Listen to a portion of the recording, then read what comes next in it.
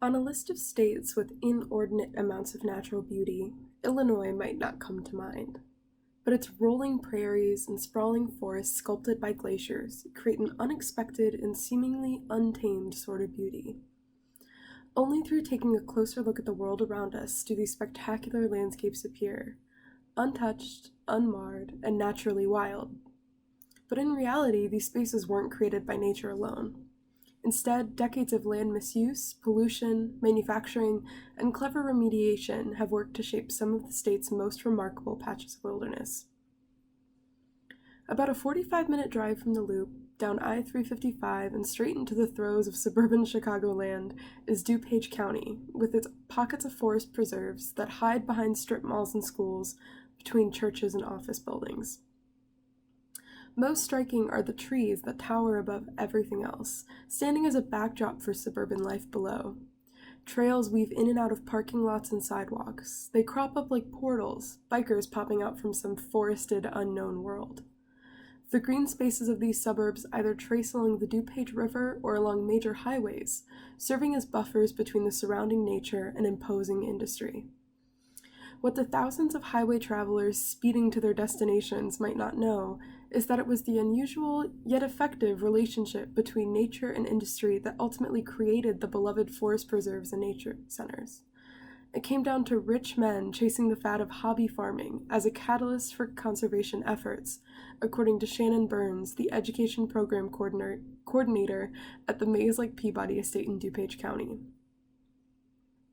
DuPage County is kind of unique, Burns said before describing the gentleman farmer movement, an activity that could only belong in the Midwest. It was a bunch of wealthy guys who had decided to become farmers, kind of as a hobby, Burns said. They bought up all these small farms and created large chunks of open land. They fancied themselves to be conservationists. The gentleman farmers, often composed of industry barons like coal mogul Francis Peabody, eventually either left the hobby or died. As they did, the local forest preserves began purchasing pieces of land that would go up for auction, thus acquiring hundreds of acres of open space. The preserve district then had the land and a plan they wanted to implement. All they needed was the labor, and that's where the Civilian Conservation Corps came into play. Following the Great Depression, President Franklin Delano Roosevelt established the Civilian Conservation Corps, or the CCC for short, proposed as a way for unemployed young men from 18 to 35 to engage with their communities in the wilderness while getting paid. Through the program, recruits became stewards, constructing shelters, boathouses, and natural-seeming features, taming the wild that we now experience today. Between 1933 and 1938, the CCC Company V1668 set up camp in the Fullersburg Woods on the eastern edge of DuPage County. The company, composed entirely of war veterans, found themselves in a grove of trees along the winding Salt Creek. They were there to sculpt the land into what would then be the county's largest forest preserve. The company did more than plant a few trees and clear trails for hikers. In the wooded landscape, members of the CCC dredged the water itself to create freestanding islands in the middle of the creek's curves and bends, landforms that still stand to this day. The CCC then crafted bridges and shelters throughout the park, most notably erecting a stone and timber boathouse that currently functions as a nature center. It's almost like events conspired to have the farmland here, to be able to buy it cheaply, then the CCC came along to provide affordable labor to get them in shape for the public to use, Burns said. To me, it's like an amazing confluence of events coming together to give us what we have today. 8 miles south of the Fullersburg camp was a large patch of land bisected by Sawmill Creek, a twisting stream that connects the Des Plaines and DuPage rivers.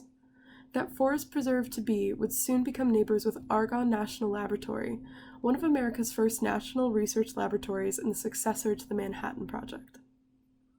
But before all of that, the creek itself was like any other. The water ambled past, with minnows darting around rocks and fallen branches. But visiting the site now reveals a different addition, a multi-tiered waterfall nestled at the bottom of a sloping ravine. The waterfall blends so seamlessly into the creek that for many it seems like a hidden gem, one that nature created just for them, a secret hidden through a thicket of trees. In reality, the secret was crafted, not by Mother Nature, but by hand. Waterfall Glen is another area that was brought into being through Company V1668.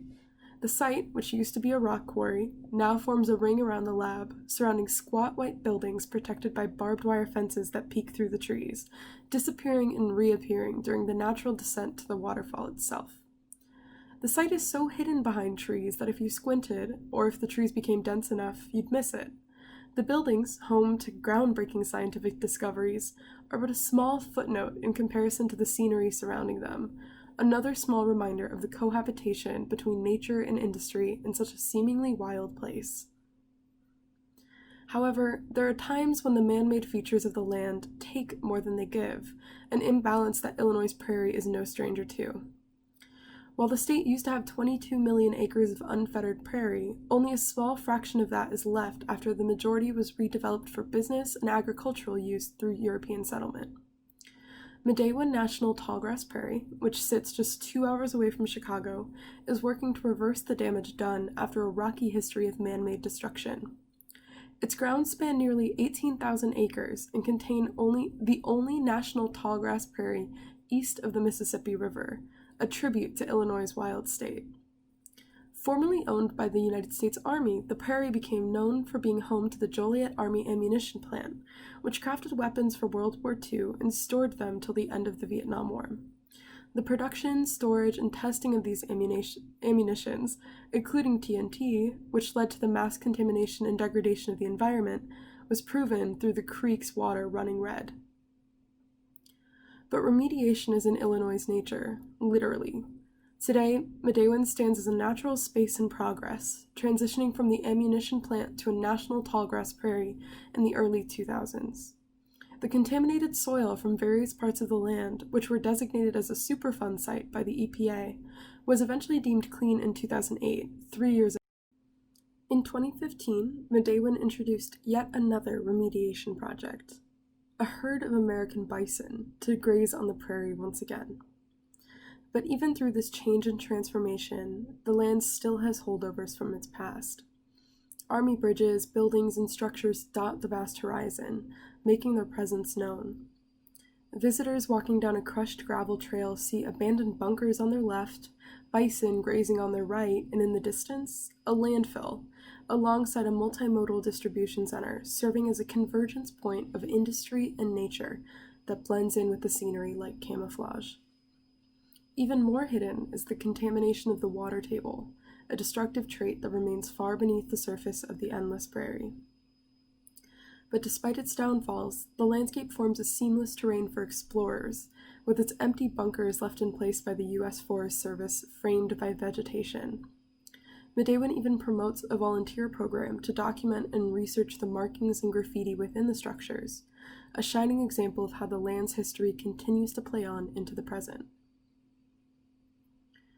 Yet, the thing about man-made wilderness is that it's not just something relegated to rural areas, and doesn't require a hike out to the suburbs either. Chicago holds key examples of man-made wilderness that many overlook on their daily jog or bike ride. The Bloomington 606 Trail is by far one of the most promising models of land reuse in modern times. Originally crafted as a makeshift path by urban explorers and transit junkies following the end of its use, the old railroad tracks are now a polished, cohesive space that all Chicagoans can enjoy. And the Outer Belt Trails, an almost 200-mile loop of green space that encircles the city, are a remarkable act of forest, prairie, and marsh preservation. And finally, the Montrose Point Bird Sanctuary at the tip of Montrose Beach was a man-made space as well, a former Army barrack site that was turned into a birdwatcher's dream come true in the 1990s. These acts of human intervention, destruction, creation, reuse, and most importantly, remediation, stand as an example of the power that we as humans wield over the spaces around us. The kind of conservation in Illinois that created vast prairies and tumbling waterfalls is a powerful tool to preserve precious pieces of history.